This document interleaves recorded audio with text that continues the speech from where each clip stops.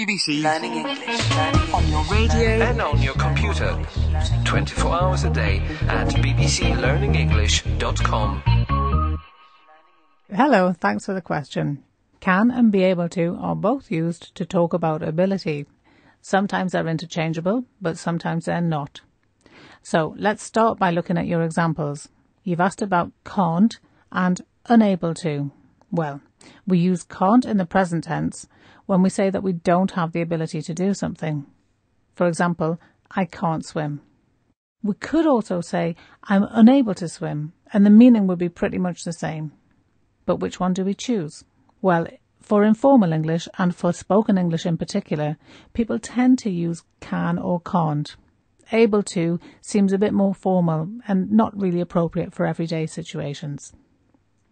Now, the past of can is could, and the past of be able to is was able to or were able to. For example, we can say, I could swim or I couldn't swim when I was 7 years old.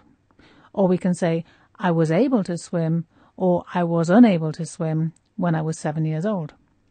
Again, in spoken English, we'd probably use could or couldn't to talk about past ability or lack of ability.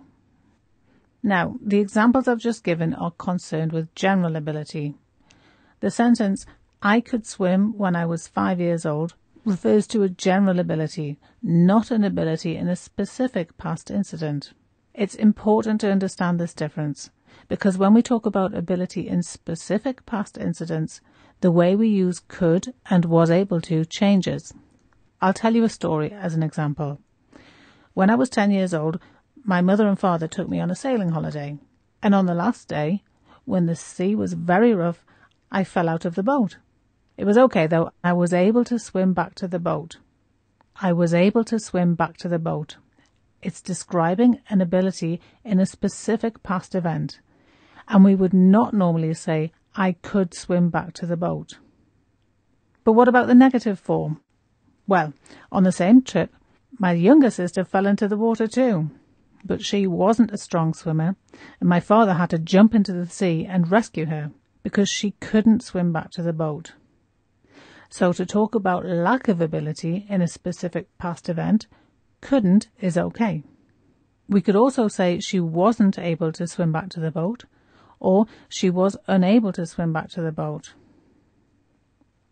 Okay, now I'm going to deal with future, present perfect, and past perfect tenses by telling you that can is not normally used to describe ability in these tenses. For these tenses, you have to use be able to or be unable to.